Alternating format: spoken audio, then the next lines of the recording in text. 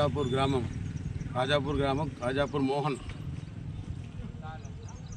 ఈ వరద ముప్పు గ్రామం కాజాపూర్ గ్రామం మొత్తం నీటి మునిగిపోయింది. మొత్తం వర్షంతో మొత్తం పొలాలు సోయలు వరి పంటలు మొత్తం మునిగిపోయి ఇప్పుడు మొత్తం ఏ ఖర్చు పెట్టుబడి మొత్తం రాకుండా మొత్తం నష్టపోయినాం మేము.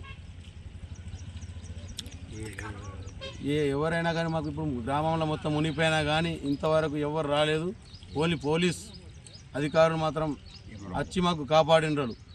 లోపల ఎంఆర్ఓ కూడా వచ్చి మాకు కాపాడిండు. ఇంకా ఎవరు మాకు ఇప్పటిదాకా ఏ రాజకీయ నాయకులు రాలేదు, ఏ పార్టీ తరఫు నుంచి కూడా మాకు ఆదుకోలేదు. కాబట్టి దయచేసి మేము ఇంతవరకు నష్టపరిహారం మాకు అందించాలని చెప్పేసి ఎకరానికి 40,000 దాదాపు ఖర్చు అయింది. కాబట్టి ఆ పంట నష్టపరిహారం అన్న మాకు అందించాలని ఆ ప్రభుత్వాన్ని వేడుకుంటున్నాం. కాజాపూర్ గ్రామ విలేజ్ మరి ఈ వరద ముప్పు గ్రామం అది మొత్తం సోయా పంట వరి పంట మొత్తం నేల మొత్తం మునిగిపోయినాయి. మరి ఇంతవరకు ఇలాంటి వరద ఎప్పుడు చూడలేము. బాగా నష్టము రైతుకు బాగా ఇదైపోయింది. మరి ఇంకో విషయం తెలియదు ఏమనంటే ముఖ్యమంత్రి గారికి ఈ పెట్టుబడి ఎకరాన 40,000-45,000 రూపాయలు పెట్టుబడి పెట్టిండు ఒక్కొక్క రైతు మినిమం. దానికి పరిగణనలు తీసుకొని ఎంతో కొంత మీ వంతు సాయం రైతులకు అందజేస్తారని ముఖ్యమంత్రి గారిని నేను కోరుచున్నాను. ఇంకో విషయం ఏంటంటే పోలీస్ సిబ్బందికి మా యొక్క నమస్కారం, మరి ఎంఆర్ఓ గారికి మా యొక్క అభినందనలు, సాలూరా ఎంఆర్ఓ గారికి మా యొక్క ధన్యవాదాలు తెలుపుతున్నాము. ఎందుకంటే ఏ టైంలోనైనా 1 గంట అనగా 2 గంటలు అనగా ఏ టైం అంటే ఆ టైం వచ్చి మాకు కాజాపూర్ గ్రామంలోకి మరి లోపల ఇళ్ళలో వచ్చిన వాళ్ళకు అందరికీ ఆదుకొని బయట తీసుకుపోయి మాకు సాలూరా గవర్నమెంట్ హాస్పిటల్ దీంట్లో మాకు స్థలం ఇచ్చి కాజాపూర్ గ్రామస్తులకు కాపాడారు. వాళ్ళకి మనస్ఫూర్తిగా ధన్యవాదాలు చెప్తున్నాము. ముఖ్యమంత్రి గారికి ఒకటే కోరుతున్నాం మేము రైతులందరము, ఈ ఇంత నష్టము మాకు 80 సంవత్సరాల నుంచి కూడా ఎప్పుడు రాలేదు. మరి ఈ నష్టపరిహారాన్ని పరిగణన తీసుకొని ఏదైనా రైతులకు సహకారం చేస్తారని కోరుచున్నాము.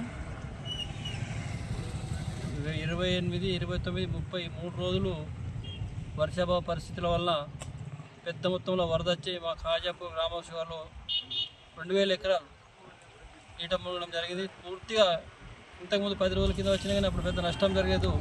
ఈసారి మొత్తం పెద్ద మొత్తంలో నీళ్ళు వచ్చాయి. 89 వచ్చినప్పుడు మొత్తం చెరుకు పంట ఉండగానే అప్పుడు ఏం నష్టం జరగలేదు.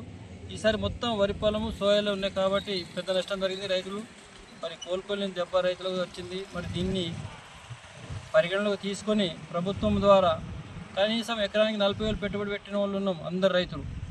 కౌలు రైతులు అయితే పాపం వాళ్ళకైతే మరీ ఘోరం. సొంత భూములు చేసుకునే వాళ్ళకి ఎకరం 40,000 పెట్టుబడి పెట్టి కూర్చున్నాం మేము. ఇప్పుడు అసలు పంట చేతికి వచ్చేది ఏం లేదు. 89లో నీట మునిగినాయి కానీ అప్పుడు మొత్తం చెరుకు పంట ఉండే కాబట్టి నష్టం జరగలేదు. ఈసారి పెద్ద మొత్తం ఈ దెబ్బ ఇప్పుడు నా జీవితం నా 70 సంవత్సరాల వయసులో కూడా ఇంత పెద్ద వరద మేము చూడలేదు ఎప్పుడు.